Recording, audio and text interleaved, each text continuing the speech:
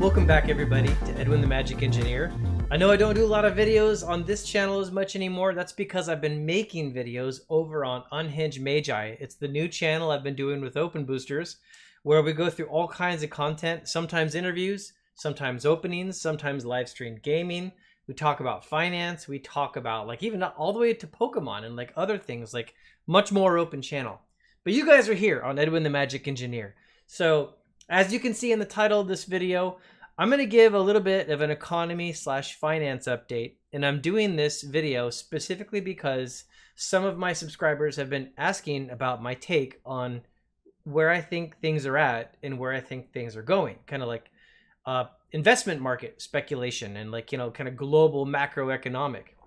So I'll give you guys my viewpoint, and this part is kind of funny because the answer is, I don't know. And it's more than just I don't know, but that's the big picture is I don't know. But let me expand on that, of course, otherwise there would be no video. If you understand the mechanics of a machine, like you know what makes it run, you know, like a car, you know, like you know gasoline goes in, you know it's got a transmission, you know that you can see the speed you're going in the odometer. You might even understand the real like workings of all the like the valves and the distributor and everything inside of the actual engine itself. But just because you understand all of that doesn't necessarily mean you know when the engine is going to die. But you do know that when you're driving your car for a long period of time, the longer you drive it, the bigger the chances are you're going to hit some kind of catastrophic failure and need some real big service or something replaced. So that's kind of where things are at right now in the economy with finance. And what I can't tell you guys is where the markets are going to go in the next couple of years. I can't tell completely. I have some hunches, and I'll cover those. But what I do know is that there's an awful lot of signals and gauges that people traditionally look at that don't matter anymore. They're literally just like either they're warped by something, or they're cheated by manipulation. They just don't matter. I'll give you some examples. Traditional stock investing, people used to look at something called a PE ratio. Most people like know the quote, but they don't really know what a PE ratio is. A PE ratio is basically, it's the price divided by the earnings of a stock. Let me make this really simple for you. Say that a company has all these shares of stock, and if you were to buy all of them, buy all the shares, then that would be like $1 million, right? That company's stock is worth $1 million, like if you bought all of it. Now, what's the company's earnings? Well, say the company makes $100,000 like net profit a year after expenses. Well, that would be a PE ratio of 10. So you'd pay $1 million to own the company, and it earns $100,000 a year. 1 million divided by 100,000 is 10. Now, a way to look at that is, if you were to take $1 million of your cash and to buy the company, well, you haven't broke even on that trade until 10 years, because that's what the PE ratio is. After 10 years of making $100,000 a year, you've now made $1 million and you're broke even. So a PE ratio, it's supposed to give you an idea about how profitable the company is. The whole question is the stock overvalued? If that same company that makes $100,000, if the stock price was $1 billion, right? Well, what would the PE ratio be? It would be like, you know, it'd be like 1,000 or something like that. It'd be insane. It would take forever for the company to actually just break even. So PE ratios, when they used to get high, people used to look at it and say, this is a bubble. This isn't good. This company, they're too speculative on the stock. It needs to sell off a bit, and then they wouldn't buy it. So to put numbers on that, a PE ratio that was considered more healthy was like 10. PE ratio that was like too high was like 30. Well, if you think about it, like with the description I just gave, that makes sense, because like how many years of your life are you going to have money to invest in, like in a stock, right? 30 years is a pretty long time for most people. Like most people are going to want their money back before 30 years goes by. It's a long period of time. So that's one of the core reasons why a PE ratio over 30 was just like too much. Well, as soon as you do crazy things that have never existed before, like dropping interest rates down to zero, central banks printing money like crazy, and all this printed currency flowing into the economy, and then people not trusting traditional investments, and so they go pouring into speculative investments, and that's what the stock market is. It is speculative. So people go pouring into it. Well, then these PE ratios can get super high because everybody is ignoring all the fundamentals and they're just pouring money in. And if you were the guy that sat back and said a PE ratio of 12 is a little tall, it should pull back a little bit, but then it goes up to 15 and then it goes to 30 because like the stock's just going up. Well, you're the one that looks like an idiot because the stock goes up. But traditionally, there was reasons why it would come back. But there's a saying that goes, markets can stay irrational longer than you can stay solvent. Just basically means things can go crazy for longer than you can like afford to keep up with it. So PE ratios, you can't really look at them anymore. And you also used to be able to look at what's called the yield curve. And the yield curve was something where if you were looking at US Treasury bonds and you would look at like 6-month Treasury bonds, 1 year, 2 year, 5 year, 10 year, all the way up to like 30-year Treasury bonds. What you should see is like, based on the way I've just kind of laid it out, if the 6-month Treasury bonds on this side and then the 30-year Treasury bonds on this side, you expect the interest rate to go up because the longer you loan someone your money by buying a bond, you're loaning the government your money, the more interest you expect to get back. And if somebody complains about it, you'd say, well, I didn't just give you my money for 6 months. I gave it to you for 30 years. That's 30 years I don't get my money back. It's a long time. So you better pay me a higher rate of interest. So a healthy market should have a yield curve that goes up. Well, what happens sometimes is when a market is about to crash, you get an inverted yield curve. And that's because nobody wants to own long-term debt. They don't want to loan the government money for a long period of time. They're like, I don't trust it long-term, but I trust it for like 6 months. So the short end goes up and then the long end goes down. Like that inverted yield curve used to be a very predictable way to predict a crash was coming. But what you've got now is you've literally got central banks intentionally manipulating the yield curve. They're coming out and they're intentionally shoving money into treasury bonds on one side to take an inverted yield curve and like flatten it out and make things seem better than they are and make people just chill out and stop worrying that there's going to be market crashes.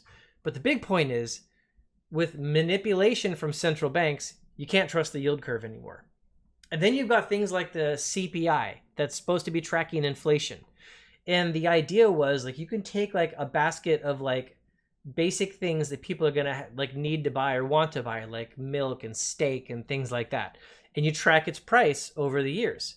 Well, then government started getting all these programs that attached themselves to the CPI, and they would do like raises for like government employees based on the CPI or something like that. And the reasoning was sound there because it's like if inflation's going up by 2%, well, the raise for the government employee needs to at least be 2% or they're losing ground. They're basically taking a hit. So there was sound reasoning behind that. But then as soon as you attached those things, now any politician that's been elected to some office and they're looking at a government budget and they don't have enough money, they have a reason to like understate what inflation is because then they don't have to give the same level of raises to all their employees and everyone else. And there's other reasons why they try to like understate it. So the point is they took this number, this CPI, and they started messing with it. They started replacing like, oh, you're not going to buy steak anymore. Now it's just ground beef, which ground beef is not the same as steak. But the reasoning is like that they give all these stupid reasons about like, oh, well, it's too expensive now these days. We need to substitute for something else. People can still get their protein. And that they also take things like if a car used to be like $10,000 and now newer models are like $15,000, they'll try to like discount that by saying, well, the newer car has better technology in it. So they'll understate it based on that. They do all these like little shifty things. And what it really comes down to is if those metrics were true, right, then if incomes were keeping up with inflation, then you would generally be able to afford things. But Americans can afford things less and less over time. And one of the core reasons is because there is more inflation than they're telling you. It is a fake manipulated number. So the CPI is out. That one's a lie. And then you've got the jobs number. Now, people used to look at the jobs number and say how many people are employed in America. And they would actually say, well, if there's this many people that are employed, that means the economy is doing good. But the jobs number also got manipulated. A perfect, for instance, like it's like right now in COVID, there's an awful lot of people that are out of work. But if you haven't had a job within a certain amount of time, it's something like 6 weeks or 6 months, I don't know the number. But within a certain amount of time, if you haven't found work again, the people doing that government statistic just look at it and say, oh, well, you must not want to work, and so you're not going to count for unemployed anymore. And so you might have a ton of people out of work and still out of work, but all of a sudden, some amount of time later, unemployment drops a bunch because all these people fall off the end of that metric, and it's like they don't count anymore. It's like the government doesn't officially consider them unemployed anymore. So it looks like employment is better. And so that one's fake. There's a lot more detail in all these things. Especially with like the ones I should really actually cover. There's all these things that are not good investments these days, and there's all this money being printed by central banks, and it's just going crazy into assets.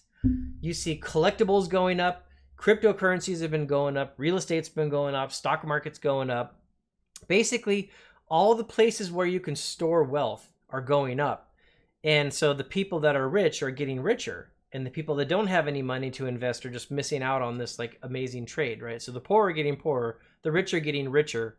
And yes, it is all a result of money printing. So that's not good. So all these metrics and all these numbers are thrown off. And now here's the reason why I can't tell you where it's going, because I can tell you this confidently. If we did not have central bank intervention, stimulus packages, government printing of money, the stock market would fall off a cliff. Real estate would fall off a cliff. So many investments and assets would just get destroyed. And all this money printing is basically a form of like adding inflation, but America's been trying to go into deflation. So you've got the natural curve of deflation on the back of an ending debt cycle, and you got all this inflation coming in. And so it's deflation fighting inflation, right? It's these two forces opposing itself in the market. The deflation of an American economy trying to go through its natural cycle of what happens when you get too much debt.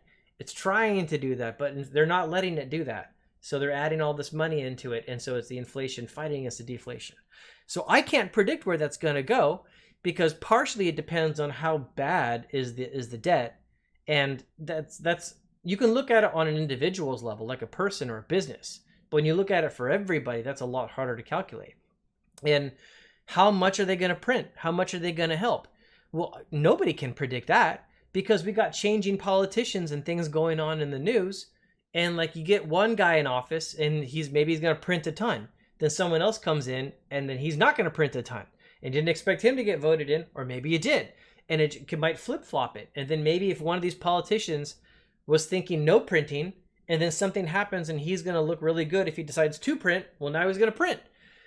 So the point is, I can't predict what these politicians are going to do. So and even if they do it, I can't predict how much they're going to do it, and how much is going to be added into the market to fight this like deflation that's going on. And so, do I understand what's going on? Yes, I understand what's going on. Can I predict where it's going to go? Well, no. It's just like two boxers walking in a ring that are evenly matched boxers. Like, you might understand all their stats, you might know their names, you might know tons of things about them, but there's a lot that comes out in the middle of the fight, and you can't predict where it's going to go.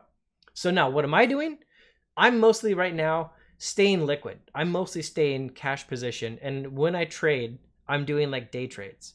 Like, I'm trading options, and I've got certain investments that I know something about, and when I get a sense of like this one is way too underpriced, then I'll start buying a little bit and build a position in it. And if it pulls back a bit, then I'll buy a bit more. And if it comes up and I'm in the profit, maybe I'll sell the whole thing. So I'm just doing, but if this is my trading money, I'm only like trading with this much, and I only keep building a position. If it looks like it's stable enough and I still think it's undervalued, I'll keep building. Or if I keep guessing it wrong, I'll keep adding to that position until it finally turns the other way, and then I can like get my money back out of it. That's the kind of thing I'm doing right now. But like I said, I'm doing it like that because like I can't predict where these things are going. But I don't know. I wish I could tell you guys more. I wish I could give you more of a sense of the direction those things are going. I do feel strongly that Magic the Gathering is going to keep going up in value because it's being recognized by an awful lot of people as like an investable asset, and it's recognized by a lot more people as something that they want because they want to buy the cards and play with them and use them. And so, yeah, sure, Magic's probably going to keep going up, but there's not a whole lot of Magic, and at some point that's going to like flatten out and go through a consolidation phase. Who knows when necessarily. I don't think it's going to fall apart, but I don't think it's going to like fall massively. But like I don't really want anyone to go speculate in that because it just screws up the game for the rest of us that are actually just playing the game with people just running and speculate in it. I don't have a lot of faith in cryptocurrencies long term. I cannot predict where Bitcoin is going to go in the next couple of years. I know where it's going to go, like in some long period of time, like way out. And I've explained that in other videos. It's very bearish long term, but short term, who knows? But I can definitely tell you though, everyone's treating it like if they talk about it like it's a new form of money. It's not a new form of money. Don't kid yourself. Bitcoin is a speculative asset, and that's not necessarily bad, right? You can buy it and you can go up and you can make a lot of money. That's what speculative assets do, but that's not money. So anyways, I don't know where cryptocurrencies are going to go. This could end up being a short-term pullback. It was at 42, now it's down to like right around 31K per coin. It could start going back up again. It could drop. I don't know. You know, and I'm not even going to try and call out where that's going to go in like the next like short term. But I do know that a lot of the things that the world is focused on right now, and people are now starting to learn about the inflation story that is coming. And Bitcoin it does offer a way out of the inflation that people fear is actually coming. Bitcoin has some form of answer to that, and that's one of the reasons why people trade it. Similar to the precious metals people. They have the similar kinds of feelings that there's a lot of inflation coming, and that precious metals is a way to hedge against all that. But, you know, that kind of game can be played in like any kind of like solid, tangible asset that people really want in hard times. Like, you know, farmland, barrels of oil, propane accessories, and you know, long-term store food and like solar arrays and things like that. There's a lot of things that could be very valuable assets in like a long-term major inflation. So anyways, that's the perspective I've got. It's kind of like a lot of information, and it's kind of not, because like I said at the beginning of the video, I can't tell you where it's going, but at least now you know what I'm thinking, right? So I hope that was helpful to some of you guys. If there's something I missed or you got some great insights, man, leave it below. I'd love to hear it. But I don't know. It's a big gray area right now, and I'm kind of sitting on the sidelines mostly waiting to see where the financial world is going to actually go. Talk to you later, guys. Bye.